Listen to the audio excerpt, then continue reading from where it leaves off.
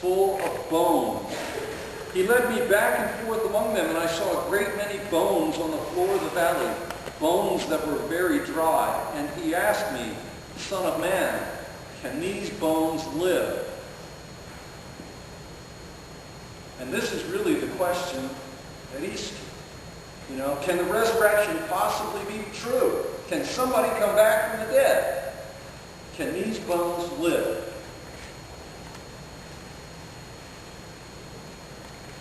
And we baptized an infant last night, 15 months old.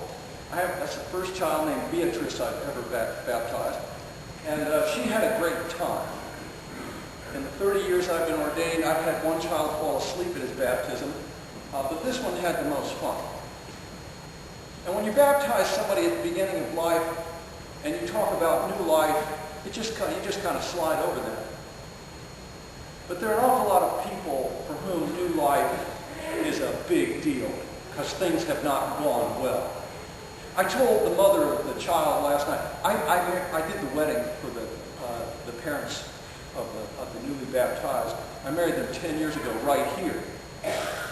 And I said, well, how does it look? And they said, well, it looks different.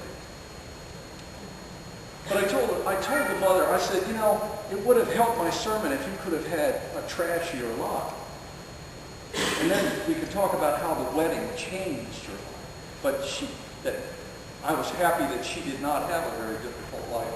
I'm happy that she has this wonderful child who enjoyed the baptism so much.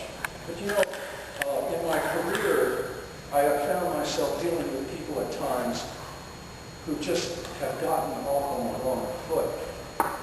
I've had to sit with people and tell them, if you don't change, you're going to die.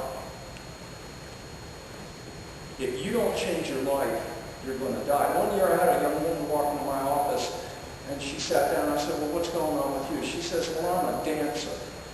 That's the term strippers use to make it sound good. And the more she talked about the life that she had to lead and what it was like in her working conditions, and a lot of drug deals, a lot of very violent people, the more convinced I became, if you don't change, you're going to die. And she did. And she did.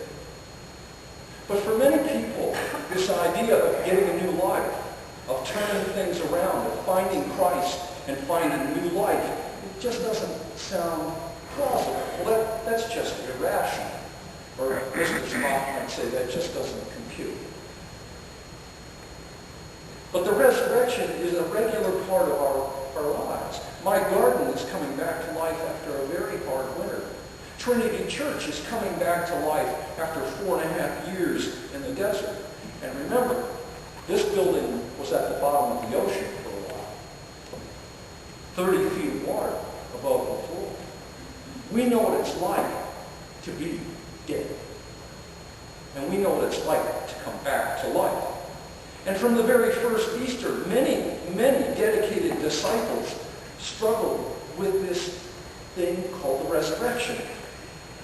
And you see the struggle in the New Testament. Think about Mary Magdalene in the Gospel of St. John. It says she came running to Simon Peter and the other disciple, the one Jesus loved. And she said, they have taken the Lord out of the tomb, and we don't know where they've laid him. Her initial reaction was to think it had been stolen. He couldn't possibly have come back from the dead. Her initial reaction was to think that grave robbers had broken in. And St. Matthew blames the popularity of this on the chief priests. It says in chapter 28 that the chief priests gave the soldiers large sums of money to say that the disciples came here tonight and stole his body. Others contend that he was not really dead when he was laid in the tomb, that he had only fainted or passed out. But if you've seen The Passion of the Christ, Mel Gibson's very violent movie, like me, you may wonder how he even survived being beaten like that. There are all sorts of theories to try and explain the resurrection away. It's just too much. Too much. It's just too much. Unless, of course, you need a do-over. Unless, of course, you've gotten started on the wrong foot. My first year at Trinity Church, I had a guy stand up and walk out in the middle of the sermon. And very few people have done that to me over the course of my career. And as I looked at him walking down the aisle, I saw he had one of those fancy bracelets on from Harrison County Lockup. And maybe he had to go check in. So you never know when you come to church who you're sitting next to. You never know what the other person has been through. I've been divorced. I thank God every day that resurrection is real because I have. I thank God that resurrection is real because I was in the ruins of this building September 1st after Hurricane Katrina blew it all away. And I stood up thinking, yeah, we can do this with God's help. I hope. Resurrection is the experience I have at Trinity Church. And so, irrational, rational, I don't care. I'm just glad it's real.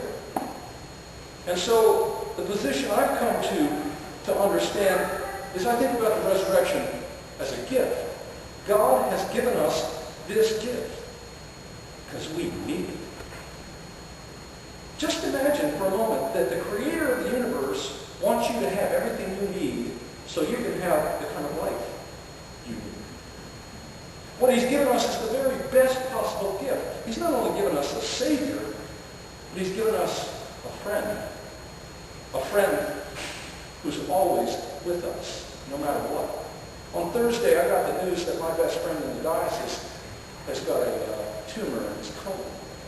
Tomorrow afternoon, he's got to have it surgically removed. They're probably going to find out it's cancerous and malignant. Now, he's 61 years old. I've been on the verge of tears for a couple of days. This is my first really close friend to go through this. But it has the comfort that I've received is that Jesus is going to be with him in life and in death. That at no point does he ever let go of your hand. You have to let go of him.